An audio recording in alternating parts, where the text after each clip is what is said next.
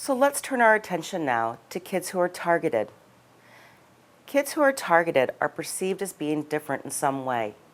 Usually they've achieved what we call a negative peer status by grade 3. They might behave in ways that elicit negative peer reactions, and then they begin to withdraw, or they're excluded. Many times social withdrawal is the result of exclusion, which has a negative spiral effect. There are kids who cannot or will not defend themselves, and that leads to repeated victimization. These kids become increasingly powerless to defend themselves. Kids who are targets often lack the interpersonal skills to develop friendships. Many times, they don't even have one good friend. Targeted kids also have a higher prevalence of overprotective parents or school personnel. This overprotection might lead to a failure to develop their own coping skills. Certainly, we don't want kids to be out there without any skills, but we have to remember that we can't save them from everything. There are red flags that let us know that children may be the target of bullying or mistreatment. One of the first things we look at is psychological maladjustment, moodiness, crying, whining, angry outbursts, depression, suicidal tendencies, anxiety, low self-esteem, drug usage, not meeting developmental tasks of childhood in terms of social development, among many other things. We also look for recent significant behavioral changes or withdrawal from the family. Kids who are bullied frequently will show somatic complaints, which basically are generalized, nonspecific feelings of aches and pains. Kids may complain of headaches or stomach aches. We have physical manifestations of stress, sleep disturbance, appetite problems, poor school performance. You might also look for unexplained cuts, bruises, scratches, torn, damaged clothing, or damaged books and belongings. Avoidant behaviors are a huge red flag. Kids that don't want to go to school or avoiding the bus stop, not wanting to attend social functions with their peers are all important things to look at. So, how are we going to help kids who are targeted? There are 4 areas of helping that we're going to discuss in this section. These include focusing on your child, helping your child to build skills, helping your child to become resilient to bullying, and contacting your child's teacher or principal. First of all, you need to focus on your child. If your child reports to you that they have been bullied, take the report seriously. Do not tell your child to ignore the bullying. Don't blame or criticize your child for being bullied. Remember that bullying lies in the psychopathology of the bully, not your child. The next step is to assess and document. We're looking at severity, frequency, pervasiveness, and chronicity, along with developmental deficits versus performance deficits. First of all, you want to know how severe the behaviors are. Is your child being bullied physically, verbally, relationally, emotionally? How often is the bullying happen? Who's engaging in the behavior? Is it just one other child, or is there another group of children involved?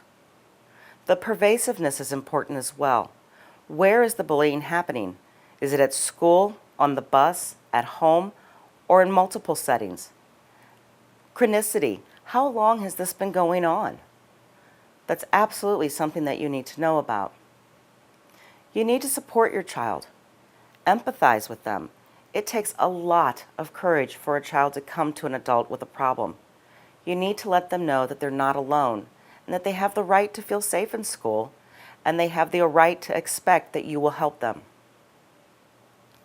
When you find out that your child has been bullied, it's very easy to lose control of your emotions. It's important that you step back and consider your options carefully before proceeding. We need to teach our kids how to build skills that will help them with bullying situations. We need to teach our children and practice with them how to provide information that we were going to need to help them. We need to know who, what, how often, where, and who else was involved in bullying. We need to help our kids make a plan of action to address the situation safely. Just like we teach our children how to respond in an emergency situation such as a fire, we need to teach safety strategies such as asking for help and role-playing difficult situations. What would they like to say or do without becoming a bully themselves? Teach your children how to be assertive, how to talk to adults about the situation repeatedly if needed. Asking for help in times of need is a life skill, not a weakness. Sometimes it's important to teach our kids not to engage the bully because that can actually make the situation worse. We also need to teach our kids the difference between telling and tattling. Tattling is not the same as telling. Tattling is designed to get someone into trouble. Telling or reporting is designed to get someone out of trouble, and our kids need to know the difference. We need to check our kids' social skills. Is your child being bullied because perhaps they have a learning disability, or is it because they lack social skills? There's a difference in what you're going to need to do depending on what the result is. If your child is being bullied, you're going to have to help them to build some resiliency to that. It's important to foster talents that help your child feel successful in other areas, such as martial arts, individual sports such as swimming, those sorts of things. Encourage your child to make contact with friendly students in their class.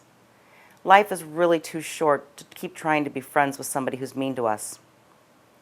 You want to create social opportunities for your child outside of school as necessary. All kids need to feel successful socially. You also need to make sure that your home is a safe and nurturing environment. Your child's going to need a soft spot to land after a difficult day at the school. Keep the lines of communication open with your child. Talk to them, ask them questions, try to be helpful. Finally, if you need to, contact the school. The bullying may not stop without the help of other adults. If you've documented, as I've told you to, you can give factual information of your child's experience. Again, the who, what, where, how often, and who else. And that will be really, really important for the school to have. Offer to partner with the school to find a solution instead of blaming them for not doing enough. Do not contact the parents of the offending child. This is really tempting, but it's not advised unless you're sure that the other parent's going to be responsive. Again, most parents do not want to hear that their child was bullying. You should expect the bullying to stop. Continue to talk with your child and the school staff to see if the bullying has stopped. If not, contact them again, and again, and again if necessary. There are some things that you absolutely should not do in a bullying situation. Bringing children together to work it out is usually not a good idea and typically ends with additional victimization. Because bullying is a form of antisocial behavior, it's not the same as the inability to resolve conflicts. Bringing children together to work it out doesn't work simply because that one person is in power and the other person is not. It also sends the message that the victim has done something to perpetuate the problem, which is absolutely something that we don't want your child to feel. Don't ask kids to solve the bullying problem between themselves. Again, there's a power differential, and if your child is the target, they may not feel like they have enough power to stand up for themselves.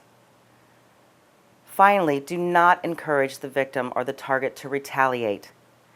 It's tempting, but it's not going to make the situation any better.